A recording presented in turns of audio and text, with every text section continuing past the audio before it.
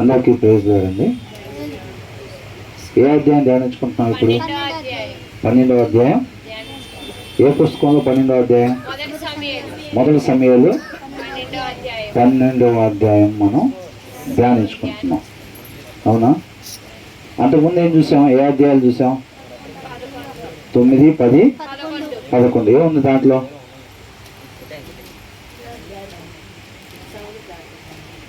సౌలుని దేవుడు రాజుగా ఎన్నుకోవటం. అవునా? ఇప్పుడు 12వ అధ్యాయాన్ని మనం చూస్తా ఉన్నాం. 11వ అధ్యాయం చివరి వచ్చిన వాళ్ళు ఏమనుంది? గిల్గాలునకు వచ్చి గిల్గాలులో యెహోవా సన్నిధిని సమాధాన బలులను అర్పించి యెహోవా సన్నిధిని సౌలునకు పట్టాభిషేకము చేసిరి. సౌలును ఇశ్రాయేలీయులందరూ అక్కడ బహుగా సంతోషించిరి. అంటే అక్కడ సౌలుని రాజుగా పట్టాభిషేకము చేశారనమాట. మొదటి రాజుగా సౌలుని దేవుడు ఎన్నుకున్నాడు. అప్పటి వరకు ఎవరున్నారు? న్యాయాధిపతులు ఉన్నారనమాట. ఇప్పుడు 12వ అధ్యాయం ప్రారంభం. ఈ 12వ అధ్యాయం అనేది న్యాయాధిపతుల దగ్గర నుంచి రాజుల కాలం మొదలవుతా ఉందన్నమాట. అంతేనా? అప్పటి వరకు న్యాయాధిపతిగా ఉన్న సమూయేలు సౌలుకి బాధ్యతను అప్పగిస్తున్నట్టు మనం చూస్తా ఉన్నాం. ఇది ఇక్కడ ఏమనుందండి? అప్పుడు సమూయేలు ఇశ్రాయేలీయులందరితో ఇట్లా నేను సౌలుకి పట్టాభిషేకం చేసిన తర్వాత సమూయేలు అంతా ఇశ్రాయేలీయులందరితో ఇట్లా అంటా ఉన్నాడు అనమాట. ఏమంటున్నాడు?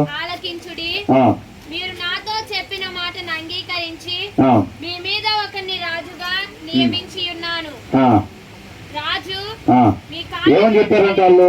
సమూయేలుతో ఏమని చెప్పారు వాళ్ళు? సమూయేలుతో వాళ్ళు ఏమని చెప్పారంట? ఇంకా సర్దుకోటలు అయిపోయి చక్కగా శ్రద్ధ పెట్టేవారుగా మనం ఉండాలి. అంతేనా? వాక్యం అయిపోయిన దాకా సర్దుకొని లాస్ట్ ప్రార్థనకి అలా కాకుండా. సరేనా? వాళ్ళు సమూయేలుతో ఏమని చెప్పారంట? రాజును ఒకరిని నియమించమని చెప్పారు. అంతేనా? తర్వాత ఏమంటున్నారు? రాజు మీ కార్యములు జరిగించును. అప్పటి వరకు వాళ్ళ కార్యాలు ఎవరు జరిగించారు? సమూయేలు. అవునా? వాళ్ళ మధ్యలో ఏ ఇబ్బందులు వచ్చినా ఎప్పుడు ఏం చేయాలి ఇవన్నీ కూడా ఎవరికి వాళ్ళకి తెలియపరుస్తా ఉన్నారు? సమూయేలు దేవుడి మాటగా వాళ్ళకి తెలియపరుస్తా ఉన్నాడు. వాళ్ళ మధ్యలో ఏదన్నా ఉన్నట్లయితే వాటిని తీర్పులు సమూయేలు చక్కబెడతా ఉన్నాడు అనమాట. ఇక మీద ఏం చేస్తున్నాడు? రాజు మీ కార్యములను జరిగించును. నేను తల నెరిసిన ముసలివాడను. నా కుమారులు మీ మధ్యనున్నారు. బాల్యము నాటి నుండి నేటి వరకు. ఒకసారి 7వ అధ్యాయం 15వ వచనం ఒకసారి చదవండి.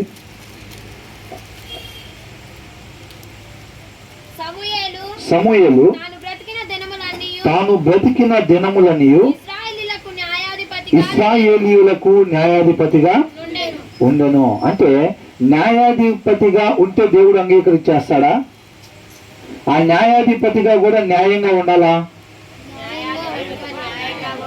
న్యాయాధిపతిగా ఉన్నా సరే న్యాయంగా ఉండాలి. ఏలీ కుమారులు న్యాయాధిపతులుగా ఉన్నారా లేదా? ఉన్నారు. సమూయేలు కుమారులు కూడా న్యాయాధిపతులుగా ఉన్నారా లేదా? వాళ్ళు న్యాయంగా ఉన్నారా?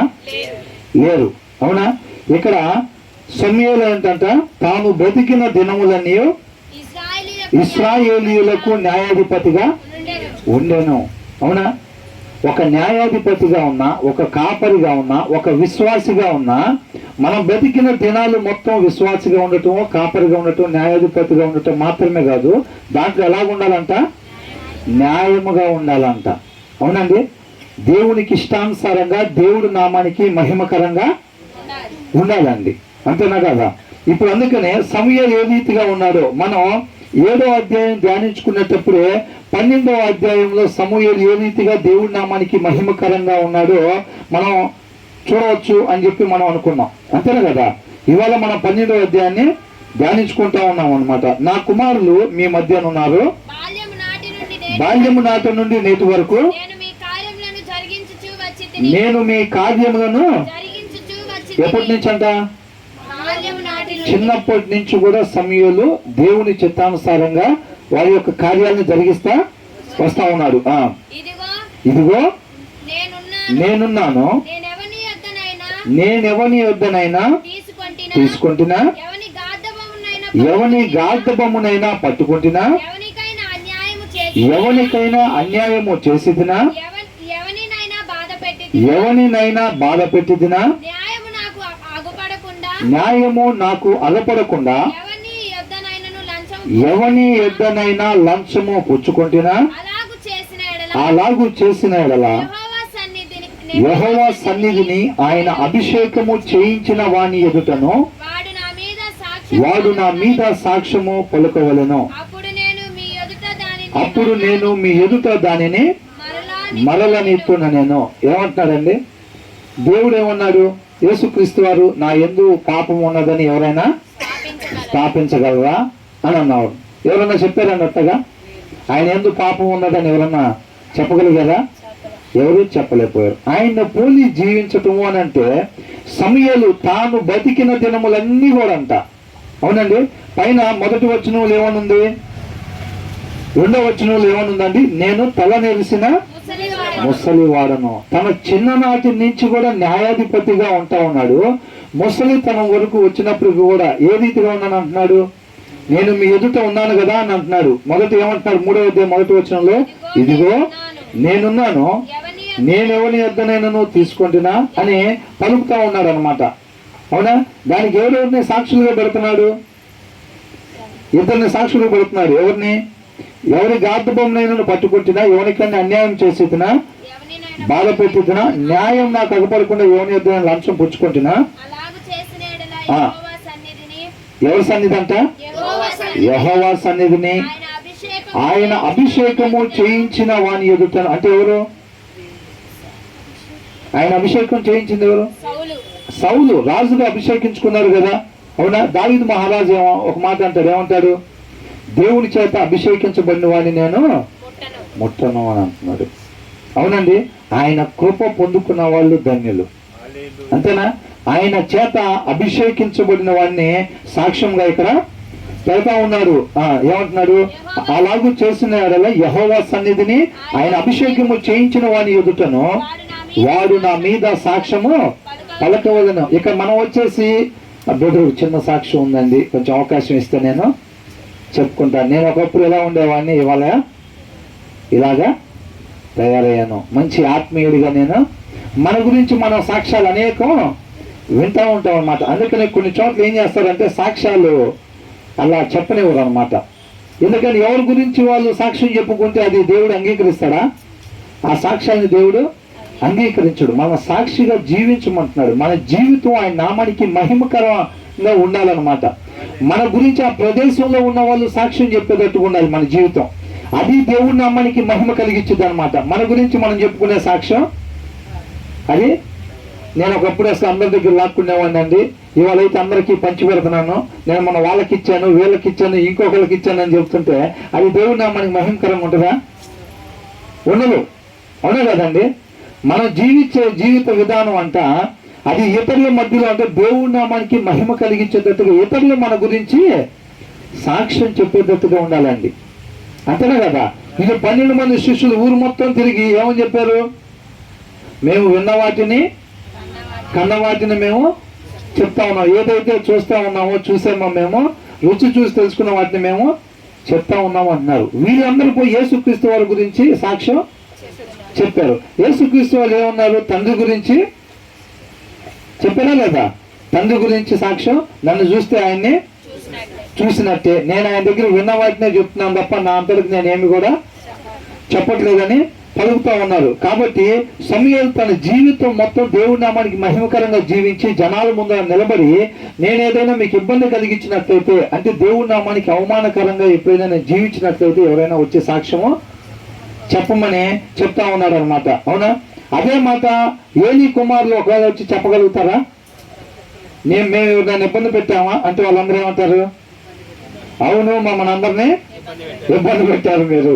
మేము ఎవరి దగ్గర ఎవరైనా తీసుకున్నామా అంటే అవును, మా దగ్గర ఉన్న మొత్తం మీరే తీసుకున్నారు. అవునే కదా? మా దగ్గర ఉన్న మాంసం మొత్తం మీరే తీసుకున్నారు, శ్రేష్టమైన మొత్తం మీరే తీసుకున్నారు. ఒకవేళ సమూయేలు కుమారులు కానీ వచ్చి మేము ఎవరి దగ్గర ఏమైనా తీసుకున్నామా అంటే వాళ్ళు ఏం చెప్తారు? అవును, మా దగ్గర మీరు లంచం తీసుకున్నారు అని చెప్తారనమాట. అవునా కదా? సమూయేలు గురించి వాళ్ళు ఏమైనా చెప్పారా? తర్వాత వచనాల్లో చూడండి. నీవు మాకు ఏ అన్యాయమైనను ఏ బాధనైనను చేయలేదు. ఏం చెప్తున్నారండి? అక్కడున్న జనాంగం మొత్తం కూడా చెప్తా ఉన్నారన్నమాట. ఈ మాట ఏమంటున్నారు? నీవు మాకు ఏ అన్యాయమైనను ఏ బాధనైనను చేయలేదు, ఏ మనుష్యుని యొద్ద గాని నీవు దేనినైనను తీసుకునలేదని వారు చెప్పగా అతడు అట్టిది నా యొద్ద ఏదియు మీకు దొరకదని యెహోవాయును ఆయన అభిషేకము చేయించిన వాడును ఈ దినమున మీ మీద సాక్షులై ఉన్నారు అని చెప్పినప్పుడు సాక్షులే అని వారు ప్రత్యుత్తరం ఇచ్చారు. చూసారండి, సమూయేలు జీవితం దేవుడి నామానికి ఎంత మహిమకరంగా ఉందో. అవునా?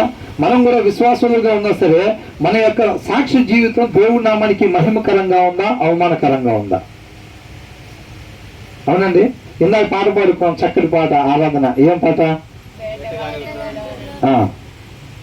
నా ప్రాణాన్ని ఇప్పుడు మనం ఎట్లా పడితే అట్టుంటేనా? ఎట్లా పడితే అట్టుంటే రక్షిస్తారు దేవుడు అట్లాగా. తర్వాత ఏమన్నా ఒప్పుకుంటున్నారు? లేనే లేదయ్యా వేరే ఆధారం. తర్వాత నా దుర్గమ నా శైలం. హృదయపూర్వకంగా మనం అట్లా ఒప్పుకున్నట్లయితే ఆయన వచ్చి మనం సహాయం చేసేవాడిగా, ఆత్మీయంగా మనల్ని నిలబెట్టేవాడిగా, మన పట్ల దేవునికి ఉన్న చిత్తం అంటే ముందుగా మనం చేయటానికి సిద్ధపాటు చేసిన సత్క్రియలు చేసేలాగా కృప ద్వారా మనల్ని నడిపిస్తాడనమాట. అవునా? ఊరికనే పెద్దలతో పాడేసేస్తా ఉంటే ప్రయోజనం ఏమి ఉండదు. హృదయపూర్వకముగా అని రాసి ఉండిద్ది అనమాట అనేక చోట్ల కూడా. అవునండి. సమయాల గురించి ఎందుకు రాపించారు ఇక్కడ? ఆ దినాల్లో అట్లా జరిగిందని మనం తెలుసుకోవటం వల్ల వచ్చిన ప్రయోజనం ఏంటి? అనేక మందితో వాళ్ళు యుద్ధాలు చేస్తా ఉన్నారు. మీరు చదువుతా వస్తుంటే అక్కడ కేవలం ఇద్దరు వ్యక్తులు కనపడుతున్నట్టు ఉంటుంది. అనేక మంది రావటం, యుద్ధాలు చేయటం, ఆ దేశం వాళ్ళు ఈ దేశం వాళ్ళు, ఇదంతా జరుగుతూ ఉంటుంది. యువతల నుంచి దేవుడు మాట్లాడటం, అవతల వాళ్ళు విధేయత చూపించడం, ఇదే కావాలి. ఇది మనం ముందు ధ్యానించుకునే మొత్తం కూడా వాళ్ళు దేవుడి మాట ప్రకారంగా మీరు నడుచుకోవాలి అని ఈయన కోరుకుంటా ఉన్నట్టుగా చూస్తా ఉన్నాం. అవునా? దేవుని మాటకు వాళ్ళు సంపూర్ణంగా విధేయత చూపించి ఆయన మాట ప్రకారంగా నడుచుకోవాలని దేవుడు ఇష్టపడుతున్నట్టు మనకి కనపడతా ఉందన్నమాట స్పష్టంగా. ఎంతమందికి అర్థమవుతుంది అట్లాగా? ఇప్పుడు మనం ఆదికాండం నుంచి ధ్యానించుకుంటూ వస్తున్నాం కదా. అవునా? అనేక సంఘటనలు జరుగుతున్నాయి. మనకు అక్కడ స్పష్టంగా కనపడతా ఉంది ఏంటంటే ఆయన మాట ప్రకారంగా వాళ్ళందరూ కూడా నడుచుకోవాలి, విధేయత చూపించాలి అని దేవుడు కోరుకుంటున్నట్టు స్పష్టంగా కనబడతా ఉంది. ఆయన మాట ప్రకారంగా వాళ్ళు నడుచుకుంటే వాళ్ళకి ఏమొచ్చింది? అసలు ఆ మార్గం ఎక్కడికి తీసుకెళ్ళింది? నిత్య జీవానికి నడిపించింది. అంటే దేవుడు ఏం కోరుకుంటున్నాడు? వాళ్ళందరూ కూడా కొంతకాలం ఉండి నశించిపోయేవారుగా కాకుండా నిత్యము వారందరూ కూడా జీవించి ఉండాలి. తండ్రితో పాటు కుమారుడితో పాటు నిత్యం వాళ్ళందరూ కూడా జీవించి ఉండాలని కోరుకుంటా ఉన్నాడు అనమాట. అవునా? కాబట్టి ఆ విషయాల్ని మనకు రాపించాడంటే ఏంటి అర్థం? వాళ్ళు నిత్యం జీవించాలని దేవుడు కోరుకుంటున్నాడు అన్నది మనకు అర్థమైందనా? అయితే వాళ్ళకి చెప్పి వదిలిపెట్టేవాడు. మనకెందుకు పంపించారు ఇది? మనం కూడా వారిలాగా ఎవరైతే యెహోషువ, కాలేబు వీరిలాగా విధేయత చూపించి పాలు తేళ్లు ప్రవహించే కణాల్లో ప్రవేశించారో మనం కూడా ఏంటంటే ఆయన మాటకు విధేయత చూపించి సిస్టర్ చక్కగా ప్రార్థన చేశారు. ఏమని? నీ మాట ప్రకారంగా నడుచుకునే కృపను మాకు దయచేయమని. కొంతకాలం ఉండిపోయే వాటి వైపు, లోకం వైపు మనం చూడకుండా, సృష్టి వైపు చూడకుండా సృష్టికర్త వైపు మనం చూసేలాగా, ఆయన నామానికి మహిమకరంగా జీవించేలాగా కృపను దయచేయమని ప్రార్థన చేసింది అనమాట. అవునా? కాబట్టి ఇక్కడ సమూయేలు జీవితం ఎలా ఉందండి? దేవుడి నామానికి మహిమకరంగా ఉందా, అవమానకరంగా ఉందా? మహిమకరంగా ఉంది. ఒకవేళ మనం కూడా ఇక్కడికి వచ్చి నుంచొని చెప్పాల్సి వస్తే జనాలు మొత్తం అదే రీతికి మన గురించి చెప్తారా?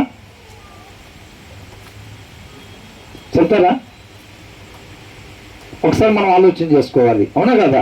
అందుకని ఇది మొత్తం కూడా మనకి రాపించినట్లు మనం చూస్తా ఉన్నాం. తర్వాత ఏమంటున్నాడు? మరియు సమూయేలు ఇప్పుడు సమూయేలు అప్పుడు వరకు కూడా న్యాయాధిపతిగా ఉన్నాడు కాబట్టి తను ఏ రీతిగా జీవించాడు అనేది దేవుడు ముందర అభిషేకించిన సౌలు ముందర ఇద్దరి సాక్షులుగా పెట్టి మాట్లాడినట్టుగా మనం చూస్తా ఉన్నాం. ఇప్పుడు వారితో సమూయేలు మాట్లాడాల్సిన మాటలు, ఎందుకంటే ఇంతటితో సమూయేలు అక్కడి నుంచి సౌలుకి అప్పగిస్తా ఉన్నారు బాధ్యత మొత్తం కూడా.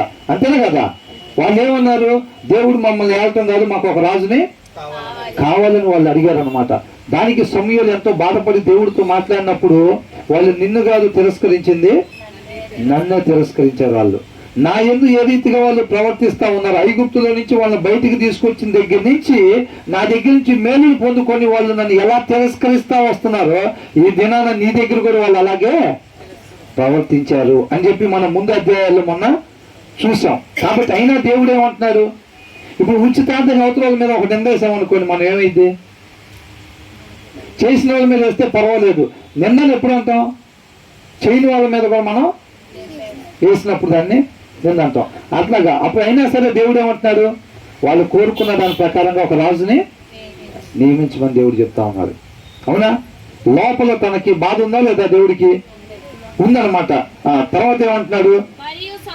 మరియు సమూయేలు జనులతో ఇట్లా నేను మోషేను అహరోనును నియమించి నిర్ణయించి మీ పితరులను ఐగుప్తు దేశంలో నుండి రప్పించిన వాడు యెహోవాయే కదా. అంటే వాళ్ళతో మీతో కొద్దిగా మాట్లాడాల్సింది ఉందండి, మీరు ఇక్కడ ఉన్నాను అంటున్నాడు. అవునా? సమూయేలు తాను అధిపతిగా, తన న్యాయాధిపతిగా జీవితం మొత్తం ఏ రీతిగా దేవుడి నామానికి మహిమకరంగా జీవించాడో అది ముందు సాక్షులుగా చెప్పిన తర్వాత మీతో కొద్దిగా మాట్లాడాల్సింది ఉంది. అంటే బాధ్యతగా సౌలుకి అప్పగించే ముందు మీతో కొంచెం మాట్లాడాల్సింది ఉంది, మీరు అందరూ కూడా ఇక్కడే ఉండండి అని చెప్పి ఈ మాటలో మాట్లాడుతూ మొదలు పెట్టాడు. ఏమంటాడు? మరియు సమూయేలు జనులతో ఇట్లా నేను మోషేను అహరోనును నిర్ణయించి మీ పితరులను ఐగుప్తు దేశంలో నుండి రప్పించిన వాడు యెహోవాయే కదా. అంటే ఈయన మాట్లాడే ప్రయత్నం ఏంటంటే ఈ అధ్యాయంలో మీరు దేవుణ్ణి ఎందుకు తిరస్కరించారు? దేవుణ్ణి ఎందుకు తిరస్కరించారు? నాహాషు అనే రాజు మీ మీదకు వచ్చినప్పుడు దేవుడు కాదు మమ్మల్ని ఏలాల్సింది, మాకు ఒక రాజు నియమించమని మీరు అడిగారు కదా. తప్పు ఆయనలో ఉంటే మీరు ఆయన తిరస్కరించాలి, తప్పు మీలో పెట్టుకొని మీరు ఆయన ఎందుకు తిరస్కరించారు అనేది సాక్ష్యాధారాలతో ప్రూవ్ చేయటం కోసం ఈ 12వ అధ్యాయం మనకి చూస్తా ఉన్నాం అన్నమాట. సాక్ష్యాధారాలతో తప్పు ఎవరిది అన్నది తెలియపరిచిన తర్వాత ఆ సౌలుకి బాధ్యతలు అప్పగించినట్టుగా మనం ఈ 12వ అధ్యాయంలో చూడబోతా ఉన్నాం. ఏమంటున్నారు తర్వాత?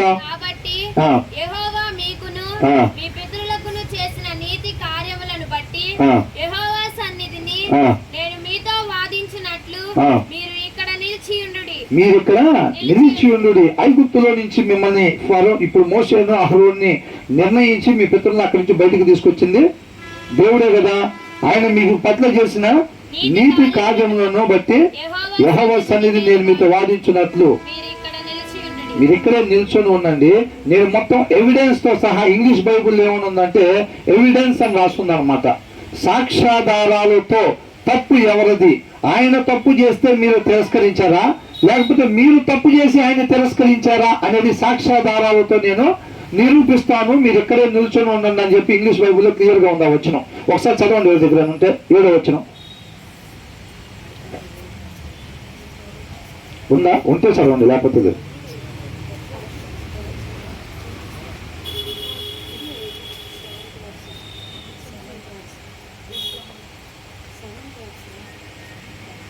Now therefore stand still and I may plead with you. అంటే now therefore మీరు ఇక్కడే నిలబడండి అని అంటా ఉన్నారు అన్నమాట. స్టాండ్ బిఫోర్ దేర్ అంటున్నాడా? తర్వాత I am plead with you before the Lord, considering all the ringtones deeds of the Lord. Then he performed for you and for your fathers when Jacob went into Egypt ఎన్ఐవిలో చూస్తే మనకి with సాక్ష్యాధారాలతో తప్పు ఎవరు చేశారు అనేది prove చేస్తానని చెప్పి clear గా దాంట్లో ఉంది. ఇప్పుడు అది చెప్తా ఉన్నాడు అనమాట. తర్వాత ఏమంటున్నాడు? And the epistle తెలుగులో చదవండి. యాకోబు ఐగుప్తునకు వచ్చిన పిమ్మట మీ పితరులు యెహోవాకు మొరపెట్టగా, అంటే స్టార్టింగ్ నుంచి తీసుకొస్తున్నాడు అనమాట. అవునా? ఐగుప్తుకు వచ్చిన తర్వాత అంట ఎక్కడి నుంచి ఎక్కడికి వచ్చాడంటమ్మా? ఐగుప్తు నుంచి. ఐగుప్తుకి ఎవరు వచ్చారు? యాకోబు. తర్వాత ఏమైందంట? మీ పితరులు యెహోవాకు మొరపెట్టగా ఆయన మోషే అహరోనులను పంపినందున, ఐగుప్తులో నుంచి వాళ్ళు మొరపెట్టుకున్నారు కదా. మొరపెట్టుకున్న తర్వాత ఏమైంది? మోషే అహరోనులను పంపినందున వారు మీ పితరులను ఐగుప్తులో నుండి తోడుకొని వచ్చి ఈ స్థలమునందు నివసింపజేశారు. వాళ్ళే కదా తీసుకొచ్చి ఈ స్థలం ముందు నివసింపజేశారుగా. ఎక్కడ ఈ స్థలం ఉందంటే పాలు తేళ్లు ప్రవహించే యవనస్తులు ముందున్నారనమాట ప్రస్తుతానికి. అవునా? కాంపిటీషన్ అంతే. ఆత్మీయ జీవితంలో కాంపిటీషన్ ఉండాలా వద్దా? కంపల్సరీగా ఉండాలి. పాలు తేళ్లు ప్రవహించే దేశంలోకి వారిని నడిపించారు. నడిపించిన తర్వాత ఏమైంది? అయితే వారు తమ దేవుడైన యెహోవాను ఏం చేశారంట? వాళ్ళు మర్చిపోయారంట దేవుడిని. అవునా? మర్చిపోయారు. వాళ్ళు దేవుడిని మర్చిపోయినప్పుడు, విసర్జించినప్పుడు దేవుడు చేసే పద్ధతి ఏంటి? శత్రువులకి అప్పగిస్తాడు. ఎప్పుడు దాకా చేస్తాం? వాళ్ళు తెలుసుకోవాల్సింది తెలుసుకునేంత వరకు వాళ్ళని శత్రువులకి అప్పగిస్తాడు. ఎప్పుడైతే వాళ్ళు తెలుసుకోవాల్సింది తెలుసుకొని దేవుడికి మొర పెట్టుకున్నప్పుడు దేవుడు మళ్ళీ శత్రువుల నుంచి విడిపిస్తారు. వాళ్ళంతా అవసరం తీరిపోగానే ఎప్పుడు మొర పెట్టుకున్నారు? ఐగుప్తులో బానిసలుగా ఉండగా దేవుడికి అంతా మొర పెట్టుకున్నారంట. మొర పెట్టుకోగానే దేవుడు ఏం చేశాడు? మోషేను అహరోన్ని ఎన్నుకొని తీసుకొని వెళ్ళి నా సేవకులు అక్కడి నుంచి బయటికి తీసుకుని వచ్చి పాలు తేళ్లు ప్రవహించే దేశంలోకి వాళ్ళని నడిపిస్తున్నప్పుడు వీళ్ళ అవసరం తీరింది. వాళ్ళు మొరపెట్టుకున్నారు. మొరపెట్టుకున్న తర్వాత దేవుడు బయటకు తీసుకొచ్చి వాళ్ళని పాలు తేళ్లు ప్రవహించే దేశంలోకి నడిపించారు. నడిపించిన తర్వాత వాళ్ళు ఏం చేశారంట? 9వ వచనంలో చూసారు ఏం చేశారంట? అవసరం తీరిపోయింది. ఒక ద్రాక్ష గల ఇద్దరు కలిసి మోసుకెళ్ళాలంటే ఇక్కడ అలాంటి ఆస్వాదించబడిన ప్రదేశానికి వచ్చిన తర్వాత ఇక్కడ దేవుడితో పని ఉంది అనుకున్నారా? లేదనుకున్నారు వీళ్ళు. అర్థమవుతుందా? ఎంతమందికి అర్థమవుతుంది? హల్లెలూయా, హల్లెలూయా. ఈ ప్లేస్ లోకి వచ్చిన తర్వాత వాళ్ళకి ఇంకా మన దేవుడితో పని ఉంది. అవునా? అనుకున్న వాళ్ళు ఏం చేశారంటే దేవుడిని మరచినప్పుడు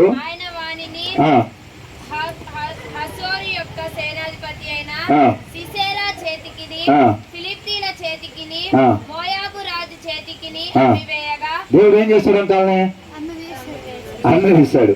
అవునా? అది జనరల్ గా దేవుడు వాళ్ళని అప్పుడు డీల్ చేసిన విధానమేగా. వాళ్ళు ఏదైతే దేవుడిని మర్చిపోయినప్పుడు వాళ్ళు తెలుసుకోవాల్సి, అంటే మంచి మార్గంలో లేకపోతే ఒక మంచి తండ్రి కుమారుని ఏం చేస్తాడు? అవసరమైతే ఒక దెబ్బ ఏసైనా సరే మంచి మార్గంలో నడిపిస్తాడు అనమాట. ఇక్కడ కూడా అదేగా జరుగుతుంది. వాళ్ళు దేవుడిని మర్చిపోవచ్చా? మర్చిపోకూడదు. కాబట్టి వాళ్ళు ఏం చేశారు? అక్కడ దేవుడిని మర్చిపోయారు. అప్పుడు వాళ్ళని ఏం చేశాడు? దేవుడు ఎవరికి అప్పగించాడు? శత్రువులకి అమ్మి వేశాడంట. బాధ ఉండిద్దా లేదా? ఒక మంచి తండ్రి లాగా అనమాట. వాళ్ళు మంచి మార్గాన్ని నడవాలి, నశించిపోకూడదు. వాళ్ళు అర్థమైందండి? నశించిపోకూడదు. నిత్యము వాళ్ళు జీవించి ఉండాలనే భారం దేవుడికి ఉందన్నమాట. ఉంది కాబట్టి దేవుడు అంతా ఉన్నాడు. అమ్మివేయగా వాళ్ళ శత్రువులు ఇశ్రాయేలీయులతో యుద్ధం చేస్తారు.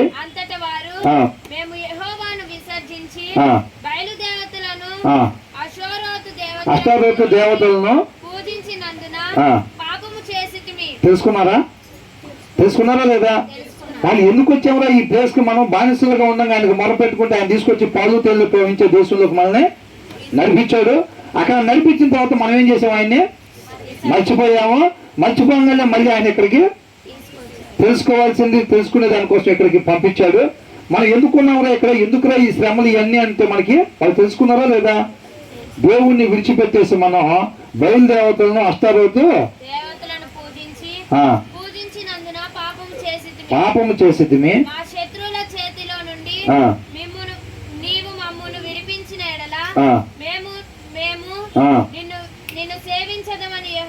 మొరపెట్టగా చూసారా ఏమంటున్నారు మళ్ళీ అక్కడికి వెళ్ళిపోయి మా శత్రువుల చేతిలో నుంచి మమ్మల్ని విడిపించిన ఎడల మేము నిన్ను సేవించదమని సేవించదమని. ఇన్నిసార్లు మనల్ని ఎవరన్నా మోసం చేస్తే ఏం చేస్తాం మనం? ఏంటి బ్రదర్ అడుగుతున్నారు కదా ఇవ్వచ్చు కదా అంటే ఏందన్నా 10 సార్లు ఇచ్చాయి. 10 సార్లా? 10 సార్లకి ఎక్కువ ఇచ్చుంటా, తక్కువైతే కాదు. మరి ఇచ్చారా? ఒక్కసారి కూడా వెనక్కి లేదు అవి. అవునా? మనకేమనిపిస్తుంది? వీళ్ళెవరో బాబు ఇంత భయంకరంగా ఉన్నారు అసలు వాళ్ళే మనుషులు అని అనిపిస్తుందా లేదా? ఒకసారి పక్కన మనల్ని కూడా పెట్టి చూస్తే సీరియస్ చూడబాకండి దేవుడు ఆయన కృపను బట్టి అనేక సార్లు మాట్లాడుతున్నాడు. మాట్లాడుతుంటే మనం ఏం చేస్తున్నాం? ఒకవేళ ఇప్పుడు కూడా ఇంకా బైబుల్ రాస్తున్నారు అనుకోండి, అప్పట్లో ఇజ్రాయిల్ గురించి ఒకవేళ ఇప్పుడు మన గురించి రాస్తే మన తర్వాత వాళ్ళు ఏమనుకుంటారు? వీళ్ళెవరో బాబు ఈ రెండో బ్యాచ్ కూడా మామూలు బ్యాచ్ కాదు, ఈ రెండో బ్యాచ్ కూడా మామూలు బ్యాచ్ కాదు. ఎన్నిసార్లు చెప్పాడు అసలు, ఎన్నిసార్లు చెప్పాడు ఆయన అసలు. ఆయన వీళ్ళెవరో బాబు అసలు సావాసం కూడా పట్టకూడదు అంటారు. ఎవరి గురించి? బా చక్కగా చిక్కటి చిరునవ్వు అంటారులే. ఎవరి గురించి అంట? మన గురించి. అది చేయొద్దు, అబద్ధాలు ఆడొద్దని అంటే మళ్ళీ లాస్ట్ ఎన్నిసార్లు చెప్పినా కానీ మళ్ళీ నేను అందరిని కాదండి అంటుంది, ఆయన మాట కాదని వాళ్ళకి ఇష్టం వచ్చినట్టుగా చేసే వాళ్ళ గురించి అనమాట. ఏమంటారు? విడిపించిన ఎడల మేము నిన్ను సేవించదమని యెహోవాకు మొరపెట్టగా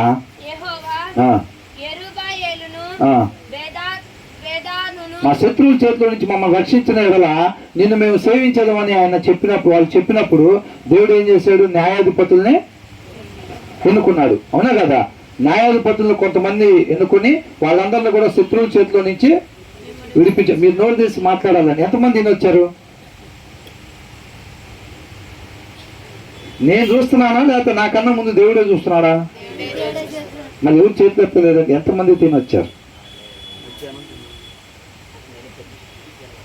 మాట అట్లా ఏం కనబడట్లేదు.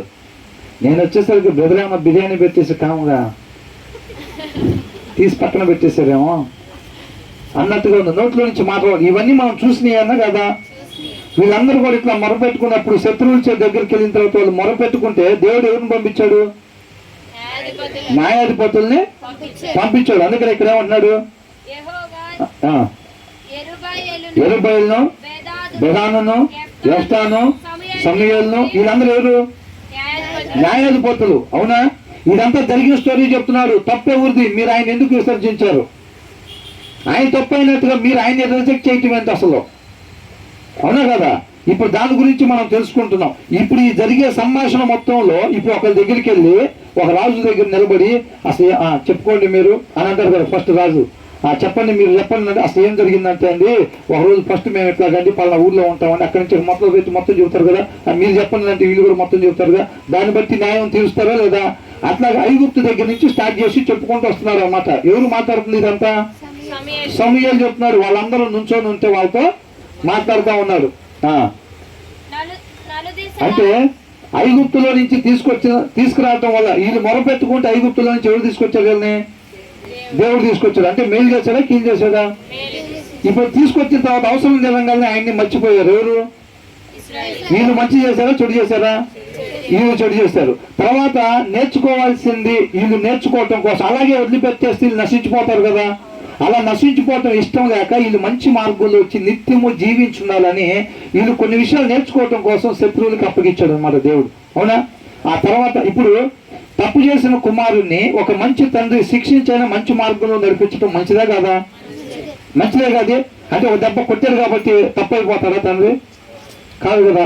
కాబట్టి వాళ్ళు మంచి నేర్చుకోవటం కోసం అక్కడికి నడిపించాడు. వాళ్ళు నేర్చుకున్న తర్వాత మొరపెట్టుకుంటే మళ్ళీ వాళ్ళని విడుదల తీసుకొచ్చాడు. అంటే మంచిగా చేశాడా లేదా? మళ్ళీ మరి తర్వాత ఈయన ఏం చేశారంట? ఆయన్ని సేవిస్తానని చెప్పారు. దేవుడు న్యాయాధిపతుల్ని పంపించాడు. పంపించిన తర్వాత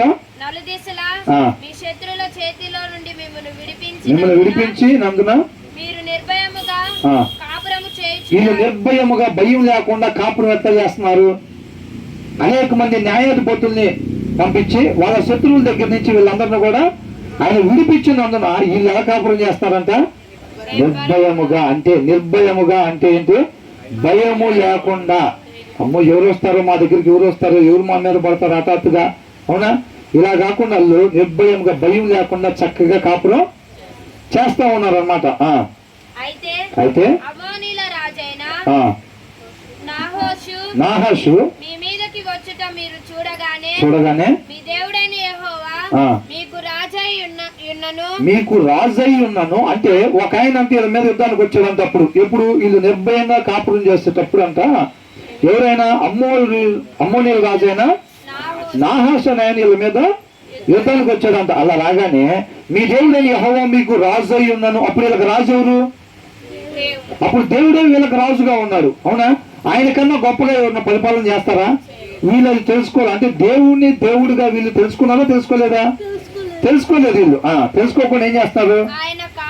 ఆయన కాదు ఒక రాజు మిమ్మును ఏలవలనని మీరు చూసారా? సమయంలో ఏం చెప్పారంట?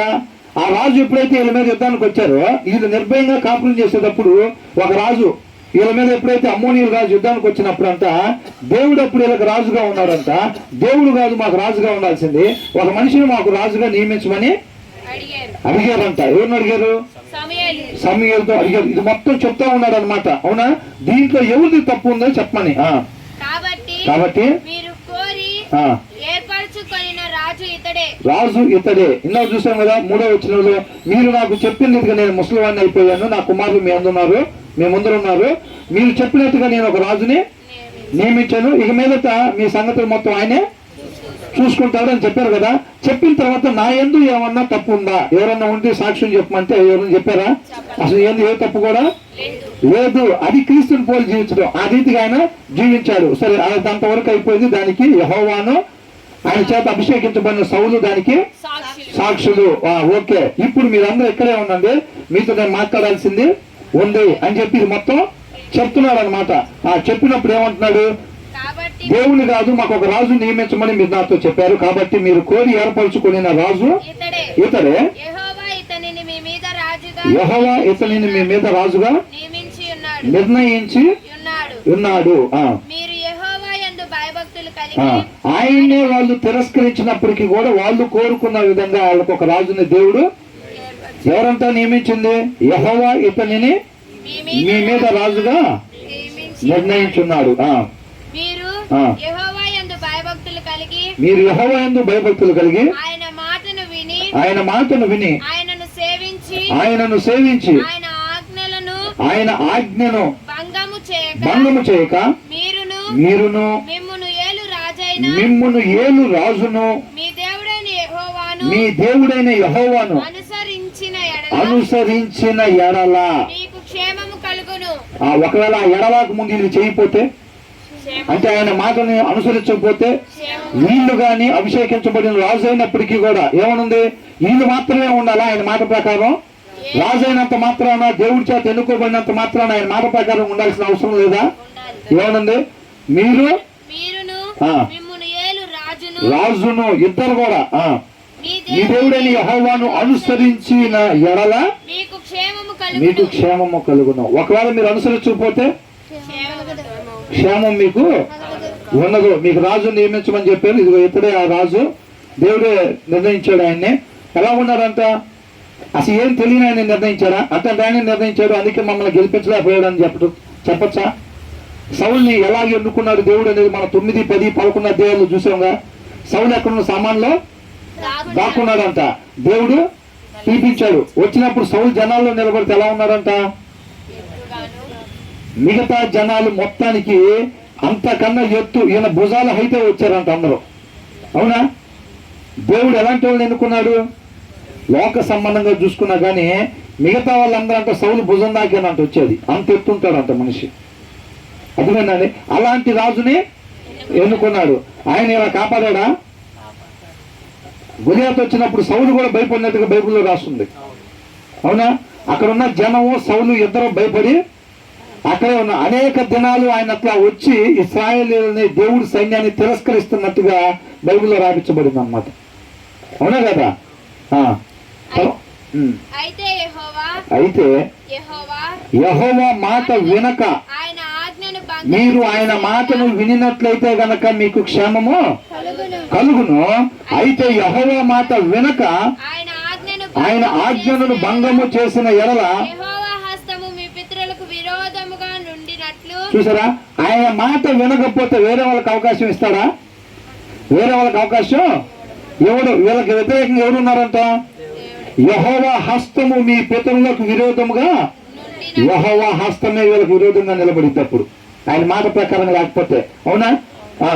విరోధముగా నుండినట్లు ఆ. మీకును విరోధముగా నుండును. మీకును విరోధముగా వాళ్ళకి మాత్రమేనా, మనకు కూడానా? మనకు కూడా. అవునా? ఇప్పుడు సమయాలు వాళ్ళతోనే మాట్లాడుతున్నాడా లేకపోతే దేవుడు మనతో కూడా మాట్లాడుతున్నాడు? ఈ దినం ఆయన మహాకృపను బట్టి దేవుడు మనతో కూడా మాట్లాడుతూ ఉన్నాడు అనమాట. అవునా? ఇది అందుకోసమే మనకు రాపిచ్చింది.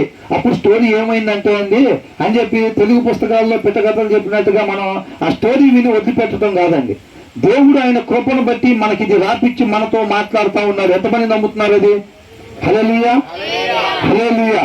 దేవుడు మనతో ఆయన కృపను బట్టి మాట్లాడుతూ ఉన్నాడు అనమాట. అవునా? అంటే ఇక్కడ ఉన్న ప్రతి ఒక్కరి పట్ల, ప్రతి ఒక్క కుటుంబం పట్ల దేవుడి కృప ఉందా లేదా?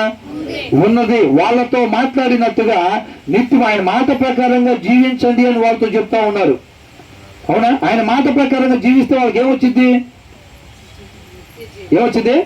నిత్య జీవం వచ్చింది. అంటే వాళ్ళు నిత్యము జీవించి ఉండాలని దేవుడు కోరుకొని ఆ భారం కలిగి వాళ్ళతో మాట్లాడుతూ ఉన్నాడు అనమాట. నేటి దినాల్లో ఆయన కృపను బట్టి మనతో మాట్లాడుతున్నాడంటే మన పట్ల దేవుడికున్న ఉద్దేశం ఏంటి? మనం అందరం కూడా నిత్యము జీవించి ఉండాలి అనే ఉద్దేశంతో ఆయన కృపను బట్టి మనతో మాట్లాడుతూ ఉన్నాడు అనమాట. అవునా? వాళ్ళు విడిచిపెట్టినట్టుగా అవసరం తీరిపోగానే దేవుడిని మర్చిపోయినట్టుగా మనం కూడా మర్చిపోతున్నామా? లేకపోతే విధేయత చూపించే సమయంలాగా మన జీవిత కాలం మొత్తం ఆయన నామానికి మహిమ కలిగించే సాక్ష్యాన్ని కలిగి ఉంటున్నామా? అది ఒక్కసారి మనం ప్రశ్నించుకోవాలి వాళ్ళ. అవునండి. ఆ తర్వాత ఏమంటా ఉన్నాడు? మీరు నిలిచి చూచుచుండగా యెహోవా జరిగించి గొప్ప కార్యములను కనిపెట్టుడి. వాళ్ళు అడిగినట్టుగా రాజుని నియమించి పెట్టాడు. మీరు దేవుడు నా మాట ప్రకారంగా మీరు జీవిస్తే మీ అందరికి కూడా క్షేమం కలిగిద్ది. ఆయన మాట ప్రకారంగా మీరు మాత్రం జీవించకపోతే, ఎందుకంటే ఇక మీద ఈయన ఉన్నాడు కదా చెప్పడానికి. అవునా? డైరెక్ట్ గా జనాలతో ఈయన కాదు మాట్లాడేది. ఏదైనా ఉంటే రాజుతో మాట్లాడతాడు, రాజు వీళ్ళతో మాట్లాడతాడు అనమాట. ఇప్పుడు దాకా ఎలా జరిగేది? సమూయేలే జనాలతో మాట్లాడేవాడు ఇప్పుడు దాకా. కాబట్టి ముందు చెప్పాల్సిన విషయాలు చెప్పేసారు. ఆయన మాట ప్రకారం ఉంటే మీకు క్షేమము, ఆయన మాట కాదని మీకు నచ్చినట్లుగా జీవిస్తే గనక యెహోవా హస్తము మీ పితరులతో ఏ రీతిగా విరోధంగా ఉందో మీకు కూడా అలాగే ఉండిద్ది అని చెప్పాల్సిన మాట చెప్పేశాడు. దావీదు మహారాజు కూడా తన కుమారుడికి తన వృద్ధాప్యం అని చెప్పిన మాటలు ఇవేగా. యెహోవా మాట ప్రకారంగా నువ్వు నడుచుకోవాలి అంతే తప్ప అక్కడ ఆస్తుంది, ఇక్కడ ఇది ఉంది, అది ఉందనేమి చెప్పాలి. ఏది ముఖ్యమో అది చెప్పాడు అనమాట. ఈ సమయంలో కూడా అదే రీతిగా చెప్పాడు.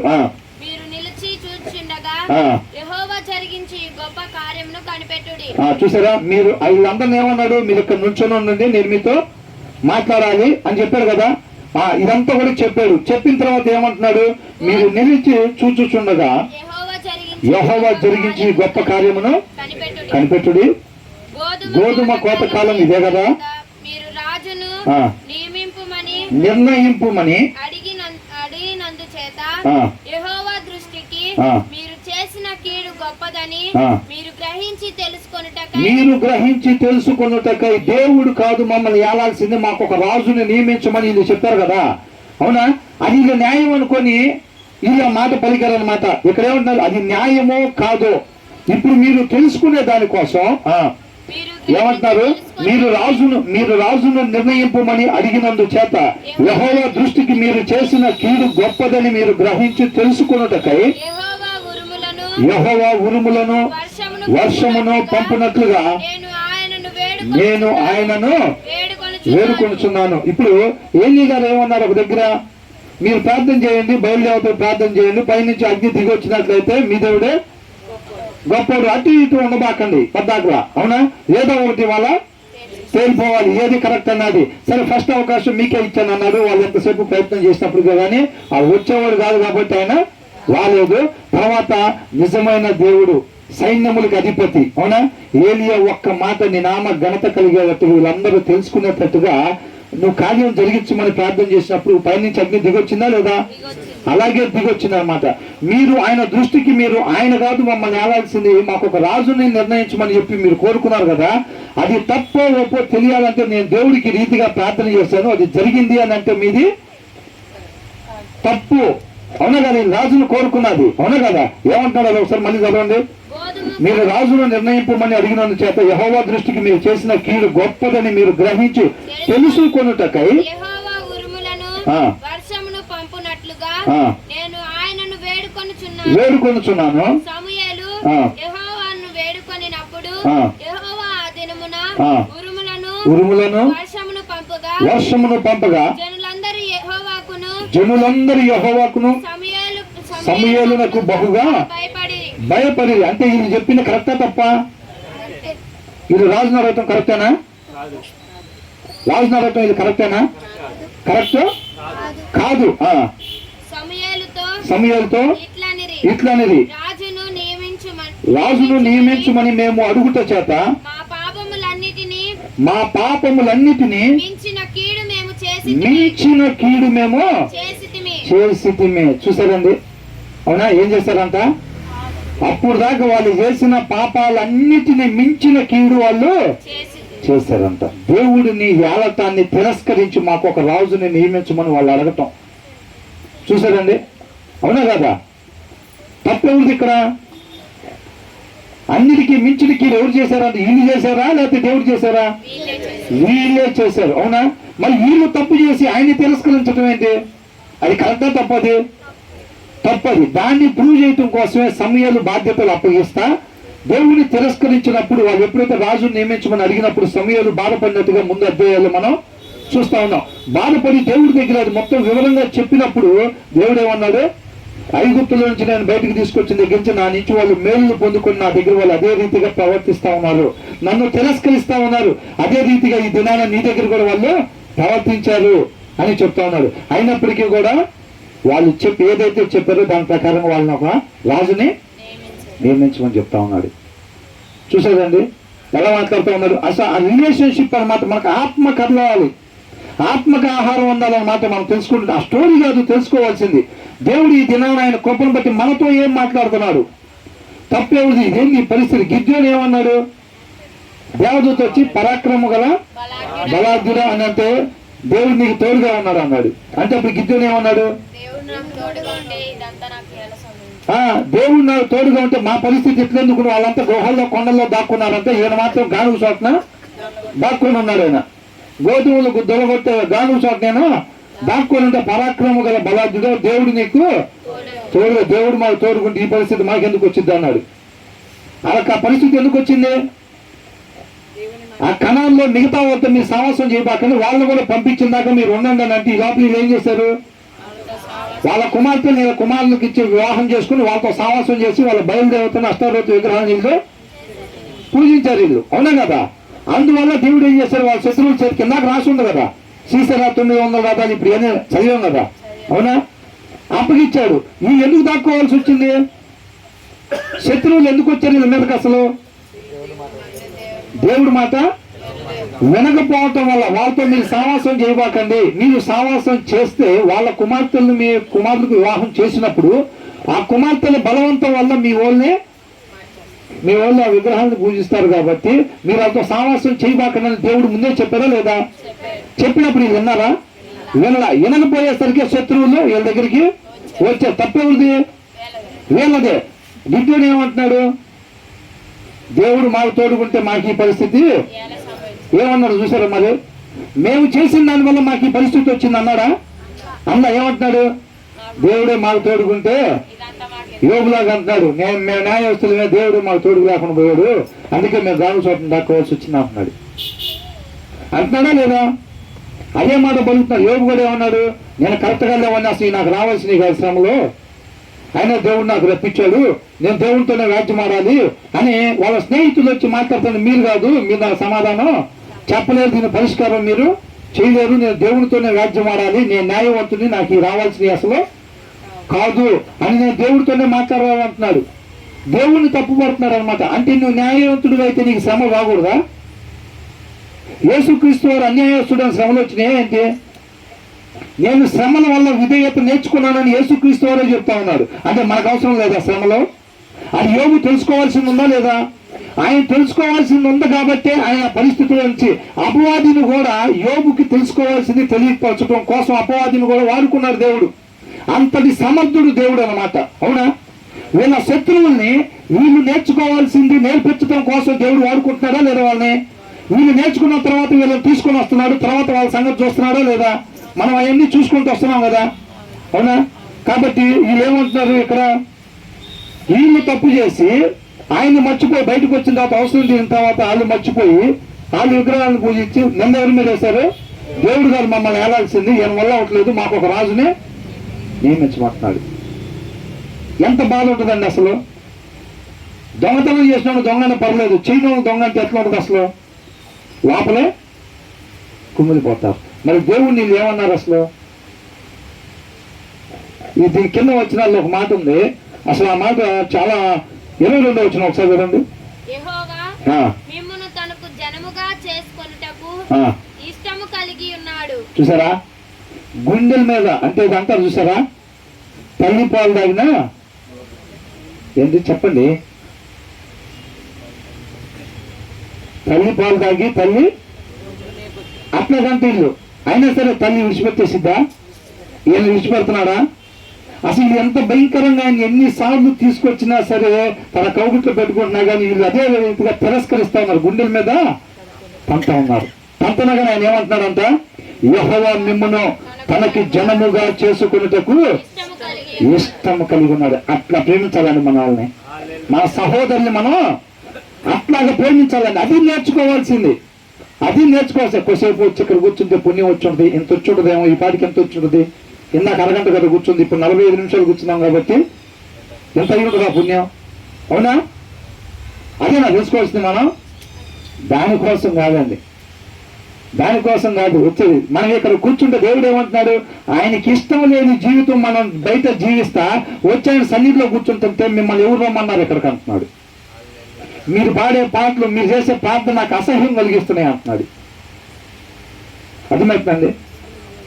కొర్నేలి అంత ప్రార్థన చేస్తే ఏమవుతుంది? నీ ప్రార్థనలో నీ ధర్మకార్యాలు యెహోవా సన్నిధికి చేరిని అని అంటున్నాడు. అవునా కదా? తర్వాత ఏమనుంది? కాబట్టి మేము మరణము కాకుండా మీ దాసులమైన మా కొరకు నీ దేవుడైన యెహోవా ఉరుములు వర్షాన్ని దేవుడు పంపించినప్పుడు ఉరుములను వర్షములను పంపగా జనులందరూ యెహోవాకును సమూయేలునకు బహుగా భయపడి సమూయేలుతో ఇట్లనిది, రాజును నియమించుమని మేము అడుగుట చేత మాకు పాపములన్నిటినీ మించిన కీడు మేము చేసితిమి. కాబట్టి మేము మరణము కాకుండా నీ దాసులమైన మా కొరకు నీ దేవుడైన యెహోవాకు ప్రార్థించుము. వీళ్ళకేంటంటే ఇది, అది అబద్ధాలు ఆడతాం. వాడికి వెన్నతో పెట్టారంట. అంటే మనవులు మరి ఎట్లా రాస్తారో తెలియదు కానీ కరెక్ట్గా అట్లా అతికిపోతాయి అంతే. అవునా? వీళ్ళకేనా వీళ్ళు ఇష్టం వచ్చినట్టు చేయటం, ప్రాబ్లం జరగగానే ఎమ్మట ఏం చేస్తారు? ఎమ్మటే మోకాళ్ళు వేస్తారంట వీళ్ళు. ఏమన్నా మనం కూడా కనపడతాం అట్లాగా? మన ఇష్టం వచ్చినట్టు జీవించడం, ప్రాబ్లం రాగానే ఎమ్మటే ఏం చేయటం? ఉన్నాడుగా ఒక ఆయన అందరికి బెయిల్ మీద తేటానికి ఏంటంట, బెయిల్ అంటే వేరేలాగా అనుకుంటారు ఆయన ఇక్కడ మళ్ళీ. అవునా కదా? ఏం చేస్తున్నారు వీళ్ళు? మా కొరకు మళ్ళీ ప్రార్థన.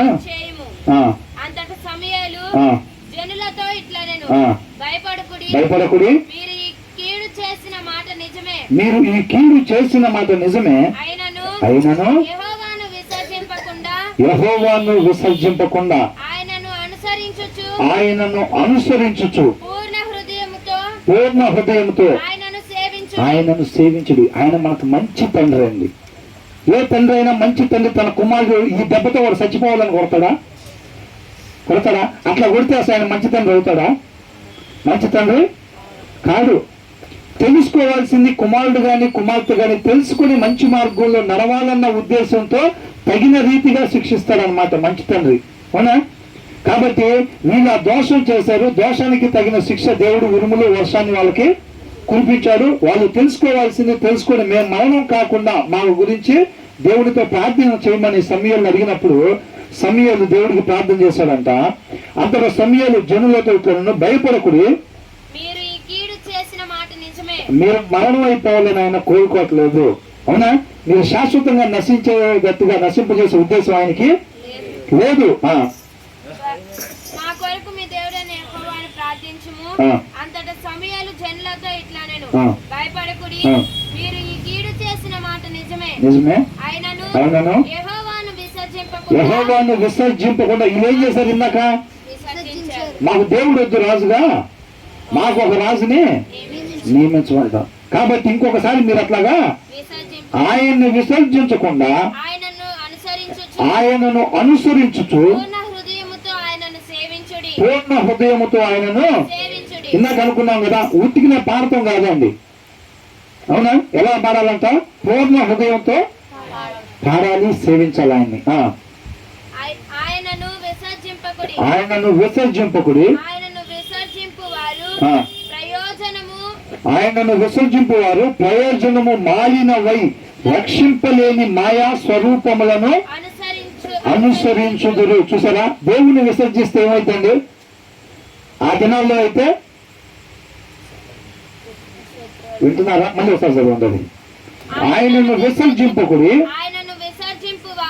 ఆయనను విసర్జింపువారు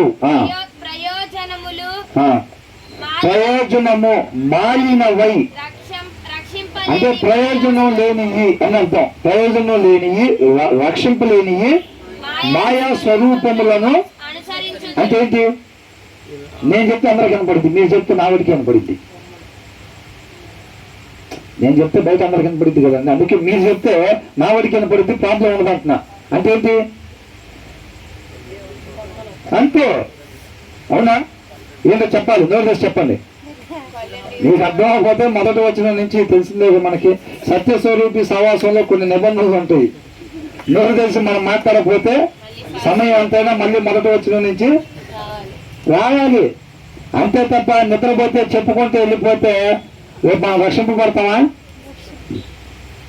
కాబట్టి మనం దోమలు పుట్టినా సరే మనం నేర్చుకోవాల్సిందే. నేర్చుకోవటం కోసం దేవుడు అవసరం అయితే శత్రువులకు అప్పగిస్తాడు, లేకపోతే దోమలకైనా అప్పగిస్తాడు చెప్పగా. కాబట్టి తర్వాత ఏమంటున్నాడు? మాయా స్వరూపములను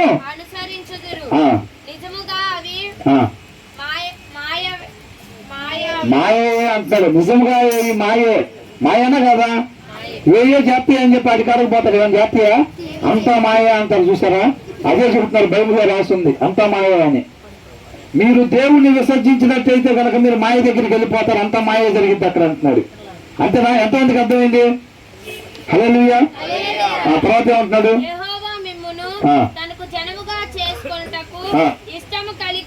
ఇష్టం కలిగి ఉన్నాడు, తన ఘనమైన నామము నిమిత్తము తన జనులను ఆయన విడనాడడు. అర్థమైందండి? వాళ్ళకున్న ధైర్యం అదే. ఇవాళ మనకు కూడా అదేగా? ఇవాళ మనకు కూడా అదేనా? ఏంటది? ఇవాళ చెప్పింది చేశారా? చేయలే. ఏంటంటే ఆయన మళ్ళీ ఆదివారం కూడా మాట్లాడతాడు. ఏం శుక్రవారం చెప్పింది ఏం చేయట్లేదు, దాని ప్రకారంగా జీవించట్లేదు ఏంటి? ఆయన ఏం మమ్మల్ని వదిలిపెట్టే ఆయన కాదు, నేను చేయకపోయినా మమ్మల్ని ఏమైనా వదిలిపెట్టడు. ఆదివారం కూడా మాట్లాడతాడు మాతో. ఏ దేవుడు అంటున్నావుగా, మాట్లాడేది వినొచ్చుగా. దేవుడే మాకు బాగా క్లోజ్, రోజు మాట్లాడతాడు. ఆదివారం మళ్ళీ మాట్లాడదాము ఒకవేళ అని అంటే అట్లే ఉండి ఆదివారం వస్తాడు. మేము విన్నాయన్న పోయినా మళ్ళీ ఆదివారం వస్తాడు. మళ్ళీ ఆదివారం సాయంత్రం కూడా వస్తాడు. మళ్ళీ శుక్రవారం కూడా వస్తాడు. ఆయన వస్తూనే ఉంటాడు. ఆయన మాటలు పెద్దగా మేము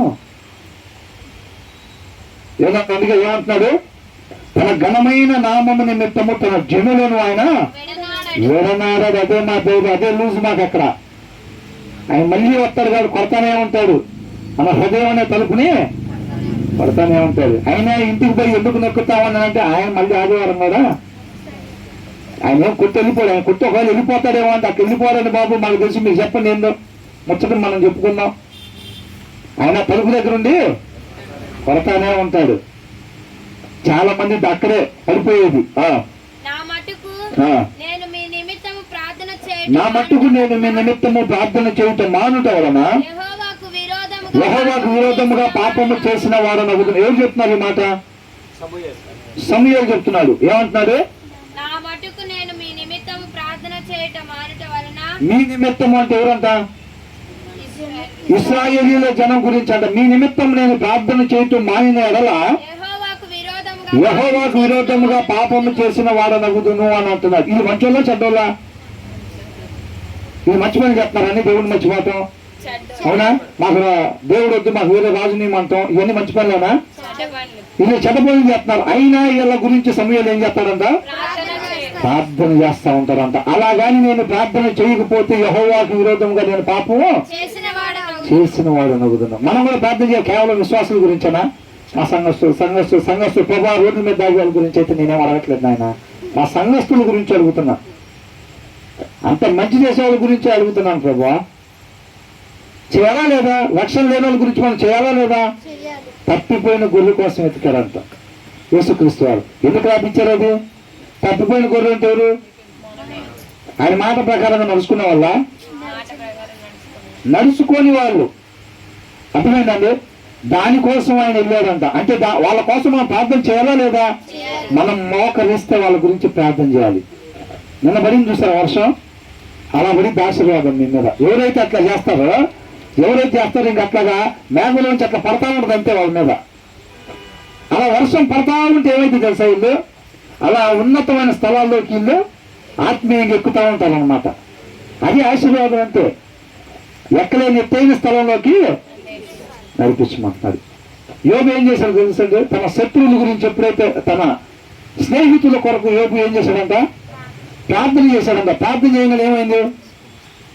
తనకున్న స్థితి కన్నా రెట్టింపు స్థితిని 42వ అధ్యాయం, యోబు గ్రంథం 42వ అధ్యాయంలో ఉంది. తన స్నేహితుల కొరకు ఎప్పుడైతే ప్రార్థన చేశాడో తనకి మొదట కలిగిన దానికన్నా రెట్టింపు ఆశీర్వాదం దేవుడు అనుగ్రహించినట్టు మనం చూస్తా ఉన్నాం. ఆ తర్వాత యోబు గ్రంథంలో వాళ్ళ స్నేహితులు మంచోళ్ళ కదా? మంచోళ్ళ కాదా? ఇప్పుడు దాకా మనకు తెలిసిన విశ్వాస జీవితంలో యోబు గ్రంథంలో వాళ్ళ స్నేహితులు మంచోళ్ళ కాదా? గట్టిగా చెప్పాలి.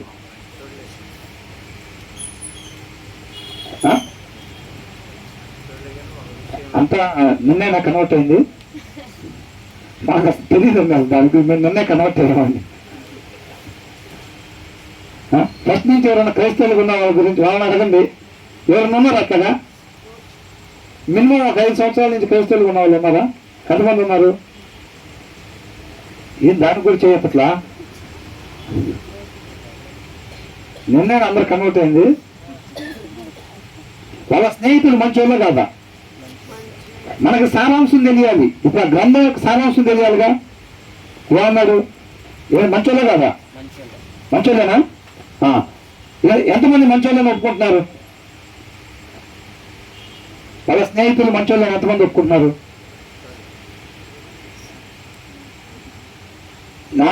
నా యోబు మాట్లాడినట్టుగా మీరు మాట్లాడలేదు కాబట్టి మీ మీదకి నా ఉగ్రత రాకుండా ఉండటం కోసం మీరు వెళ్ళి యోబు దగ్గరికి వెళ్తే మీ కొరకు ప్రార్థన చేస్తారా ఆయన అన్నది. అన్నదా లేదా? వాళ్ళు 3వ అధ్యాయం నుంచి మాట్లాడటం మొదలు పెట్టారు. 3వ అధ్యాయం దగ్గర నుంచి 38వ అధ్యాయం దాకా మాట్లాడేవాళ్ళు. అర్థమైందండి? ఆ మాటలన్నింటినీ దేవుడు ఏమంటున్నాడు? నా యోబులాగా మీరు మాట్లాడలేదు కాబట్టి నా ఉగ్రత మీ మీదకి రాకుండా ఉండినట్టుగా ఆయన దగ్గరికి వెళ్ళి మీరు ప్రార్థన చేయించుకోండి అని అన్నాడు. అంటే వాళ్ళు బాగా మాట్లాడారా? బాగా మాట్లాడలేదా? వాళ్ళు ఏం మాట్లాడారు చెప్పండి ఎవరన్నా? నువ్వేదో తప్పులు చేస్తుంటావు అందుకే నీ శ్రమలు వచ్చినాయి అన్నారు వాళ్ళు. అర్థమైందండి? వాళ్ళ మాటల యొక్క సారాంశం మొత్తం ఏంటన్నమాట, 2 మాటల్లో చెప్పాలంటే, నువ్వేదో తప్పు చేసి ఉంటావు అందుకే నీ శ్రమలు వచ్చినాయి, లేకపోతే ఎందుకు వస్తాయి అని అంటున్నారు. నేను ఏ తప్పు చేయలేదు అయినా నాకు శ్రమలు వచ్చినాయి అంటే మీరు దీన్ని పరిష్కారం చేయలేదు, నేను డైరెక్ట్గా దేవుడితోనే మాట్లాడాలి అని అంటున్నారు. నువ్వు చేయకపోతే నీ కుమారులు ఎవరో చేస్తుంటారని అంటున్నాడు. ఏమంటున్నారు ఆ స్నేహితులు? నువ్వు చేయకపోతే నీ కుమారులు ఎవరో చేస్తుంటారు అందుకే మీ మీదకి వచ్చినాయి, తప్పైపోయిందని ఒప్పుకోని తీసేస్తారు ఆ శ్రమలు అంటున్నాడు. నేను ఒప్పుకోను అంటాడు ఈయన. ఒకసారి చదవండి, చాలా అద్భుతంగా ఉండిద్ది. అవునా? రోజుకు ఒక అధ్యాయం కాడ చదివితే అర్థమవుతండి. అవునా? రోజుకు ఒక అధ్యాయం కాడ చదివితే అర్థమవుతుంది. అసలు సారాంశం ఇప్పుడు కూడా 15 సార్లు బైబిల్ చదివినా కానీ అర్థమవుతుంది. నువ్వో మీ పిల్లలు తప్పు చేస్తుంటారు అందుకే నీకు ఆ శ్రమలు వచ్చినాయి. నీకు ఏ శ్రమ ద్వారా వచ్చిందో తెలియకపోయినా తప్పు చేసామని ఒప్పుకో తీసేస్తాను అంటున్నాడు. నేను ఒప్పుకోను అట్లాగా. తప్పు చేయనప్పుడు నేను ఎందుకు ఒప్పుకోవాలని అంటున్నాడు. నువ్వు తప్పు చేయకపోయినా నీకు శ్రమలు వస్తాయి. నువ్వు విధేయతలో సంపూర్ణతలోకి నడిపించబడాలంటే నీకు శ్రమలు వస్తాయి. నువ్వు తప్పు చేయకపోయినా నీకు శ్రమలు వచ్చినప్పుడు అయినా సరే నువ్వు విధేయత చూపించేవాడిగా ఉండాలి. ఫస్ట్ 2 అధ్యాయాల్లో ఎట్లా ఉన్నావు, నువ్వు 3వ అధ్యాయం నుంచి కూడా అట్లాగే ఉండాలి. నువ్వు 3వ అధ్యాయంలో నోరెందుకు తెరిచావంటున్నాడు దేవుడు. అంతేనా? 38వ అధ్యాయంలో సుడిగాలి నుంచి దేవుడు మాట్లాడాడుగా యోబుతో. మాట్లాడిన తర్వాత 40వ అధ్యాయంలో ఏమంటున్నాడు యోబు, నేను ఎప్పుడు కూడా మాట్లాడను. వాళ్ళు వీళ్ళు చెబుతా నీ గురించి అన్నాను కానీ ఇప్పుడు నేను నిన్ను కన్నులారా చూస్తున్నాను అంటున్నాడు. దేవుడి గురించి చక్కగా మనం తెలుసుకోవటమే ఆయన చూడటం. ఇంతవరకు నరుడెవడు కూడా దేవుడు చూడలేదు, చూడడు కూడా. అర్థమవుతుందండి? బైబిల్లో రాస్తున్న మాట నేను చెప్పేది ఏం కాదండి. తర్వాత ఏమంటున్నాడు, నా మటుకు నేను మీ నిమిత్తము ప్రార్థన చేయటం మానటం వలన యెహోవాకు విరోధముగా పాపం చేసిన వారు నవ్వుతున్నాం, అది నాకు దూరమైన కాక కానీ శ్రేష్టమైన చక్కని మార్గముని మీకు బోధించము. ఏమంటున్నాడు, ఈయన మేలు కోరుకునేవాడు కదా, వీళ్ళంటే ఆయనకి ఇష్టం. ఆయన ఎవరిని ఇష్టపడితే ఈయనకి వాళ్ళు. సమూయేలు అంటే ఏంది? సమూయేలు ఏమన్నాడు, మీరు ఆయన విసర్జించితే దేవుడు కాదు మాకు రాజుగా ఉండాల్సింది, మాకు వేరే రాజుని పెట్టమంటే సమూయేలు బాధపడ్డాడు అంట. అవునా? తర్వాత దీని అయిపోయిందండి, ముగించేస్తారు. 2 నిమిషాలు, కరెక్ట్గా 2 నిమిషాలు. 15వ అధ్యాయం ఒకసారి 32 వచనం చూడండి. సమూయేలు అమాలేకుల రాజైన అగాగును నా దగ్గరకు తీసుకుని రండి చెప్పాను. చూసా, సౌలు ఏమని చెప్పాడు, అమాలేకులు మొత్తాన్ని నాశనం చేయమని దేవుడు చెప్తాడు. చిరకాలం దేవుడు నిన్ను రాజుగా నియమించాలని నువ్వు ఉండాలని కోరుకుంటా ఉన్నాడు.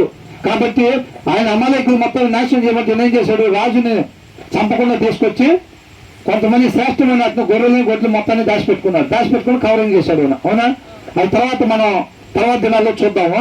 అలా చేసిన తర్వాత ఏమంటాడు, ఆ రాజును కూడా చంపమని చెప్తే సౌలు చంపలేదు. చంపకపోతే సమూయేలు ఊరుకునే ఉంటాడా? తర్వాత ఏమంటున్నాడు, నేను కాదు 32వ వచనం దీంట్లోనే సమూయేలు అమాలేకుల రాజైన అగగును నా యుద్ధకు తీసుకొని రండి అని చెప్పాను. అగగు సంతోషంగా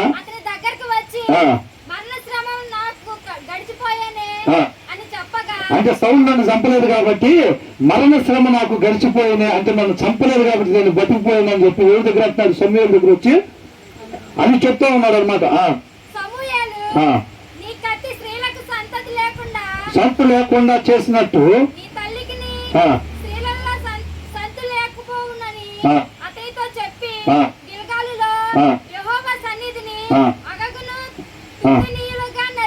ఏం చేశారంట సమూయేలు? అసలు అంతేగా దేవుడి తరపున యుద్ధాలు చేయటమే. దావీదుకు ఉంది ఆ పేరు తెలుసండి, దావీదు మహారాజుకు ఆ పేరుంది. యెహోవా యుద్ధంలో జరిగించేవాడని దావీదు మహారాజుకు పేరుంది. సమూయేలు గారు చూసారా, ఆయన్ని తిరస్కరిస్తే ఈయన కోపం వచ్చి వర్షం అను వడగళ్ళు కురిసేటట్టుగా వేడుకున్నారో లేదు, ఇందాక బాధపడ్డారంట. వాళ్ళు ఎప్పుడైతే ఆ మాట పలకంగానే బాధపడ్డారు, బాధేసింది బాగా సమూయేలు. ఎలాంటి ఆయన్ని మీరు తిరస్కరించారు, అసలు పాపం అనేది లేనయన్ని, అసలు మీకోసం ప్రాణం పెట్టామని మీరు తిరస్కరించడం ఏమని బాధపడ్డాడు. అక్కడ తర్వాత ఏమంటున్నాడు దీంట్లో 12వ అధ్యాయం ఏమంటున్నాడు, శ్రేష్టమైన చక్కని మార్గమును మీకు బోధించును, ఆయన మీ కొరకు ఎన్ని గొప్ప కార్యములను చేసినో అది మీరు తలంచుకొని మీరు యెహోవా యందు భయభక్తులు కలిగి నిష్కపటులై పూర్ణ హృదయముతో ఆయనను సేవించుట ఖచ్చితంగా మీరు చేయాల్సిన పని ఏంటంటే మీ పూర్ణ హృదయముతో ఆయన్ని సేవించాలి. మీరు కీడు చేయవారైతే తప్పకుండా మీరును మీ రాజును నాశనమగుదురు. ఏమవుతారంట? ఆయన మాట ప్రకారం మీ పూర్ణ హృదయంతో ఆయన్ని సేవించాలి. అవసరం తీరిపోగానే ఐగుప్తు నుంచి బయటికి రాగానే మీరు ఆయన్ని మర్చిపోయేటట్టు అయితే, అవునా? ఆయన కాదు మమ్మల్ని ఏలాల్సింది వేరే వాళ్ళు. ఇలాంటి పనులు మీరు చేస్తే కనుక మీరు మీ రాజు ఏమవుతారంట? నశించిపోతారంట. అర్థమవుతుందండి? సమూయేలు ఎప్పుడైతే తన బాధ్యతను చక్కగా తన దినములు మొత్తం కూడా దేవుడు నామానికి మహిమకరమైన సాక్ష్యాన్ని కలిగి జీవించాడో, తన వృద్ధుడైపోయినప్పుడు బాధ్యతలు దేవుడి చేత ఎన్నుకోబడ్డ సౌలుకి అప్పగించేటప్పుడు ఆ జనాలతో మాట్లాడాడు. మీకు శ్రేష్టమైన మార్గమును నేను చెప్తాను, మీ పూర్ణ హృదయంతో ఆయన్ని మీరు సేవించండి, అప్పుడు మీకు మీ రాజుకు క్షేమము కలిగిద్ది. అలా కాకుండా మీరు కీడు చేసే వాళ్ళైతే, అంటే ఆయన మాట ప్రకారంగా మీరు జీవించిన వారైతే మీ పితరులకు యెహోవా హస్తం ఏ రీతిగా విరోధంగా ఉందో మీకు కూడా అదే రీతిగా విరోధంగా ఉండిద్ది. కాబట్టి ఆయన కృపను బట్టి వాళ్ళు ఎలాగైతే నిత్యము జీవించి ఉండాలనే ఒక భారము ఆయన మీద ఉందో మన పట్ల కూడా అదే భారం ఆయన కలిగి ఉన్నారు. కాబట్టి నిన్న నేడు ఏకరీతిగా ఉండే దేవుడు మనం కూడా నశించిపోకుండా నిత్యము తండ్రితో పాటు యుగ యుగాలు జీవించాలనే ఆశ కలిగిన వాడు. కాబట్టి ఆయన కృపను బట్టి మన దగ్గర కూడా ఆయన వాక్కుని పంపించాడు. ఎంతమంది విధేయత చూపించడానికి ఇష్టపడుతున్నారు? మన హృదయం అనే తలుపు తీయటానికి ఎంతమంది ఇష్టపడుతున్నారు? ఇష్టపడినట్లయితే ఆయన మన హృదయం లోపలికి వస్తాడనమాట.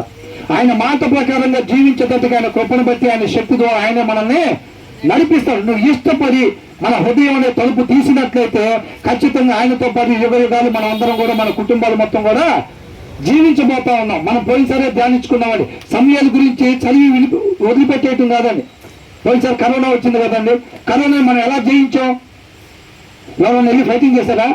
ఎవరు ఫైటింగ్ చేయరా? మనకు మనం చేయాల్సిన బాధ్యత ఎవరి కళ్ళు చేతులు చక్కగా శుభ్రంగా కలుపుకోవటం వల్ల దాన్ని మనం జయించాం. ఎవరో తాగుబోతుల నుంచి ఎవరో వ్యభిచారం చేసేవాళ్ళు వాళ్ళందరి దగ్గరికి పోయి మనం ఏదో చేసేది కాదండి. మన వంతు మనం ఉప్పుగా వెలుగుగా ఉన్నప్పుడు ఎప్పుడైతే ఉంటామో అనేక మందికి ఆ వెలుగును అందించేవారుగా మనం ఉంటాం. మన వంతు బాధ్యతగా మనం ఆయన మాట ప్రకారంగా నడుచుకునేవారుగా మనం ఉండాలన్నమాట. అప్పుడే క్రీస్తుని పోలి మనం జీవించినట్లయితే అనేక మందిని కూడా మనం క్రీస్తు వల్లే మార్చేవారుగా ఉంటాము. దేవుడికే మహిమ కలుగును గాక. మోకరించినట్లయితే ప్రార్థన చేసుకుందామండి.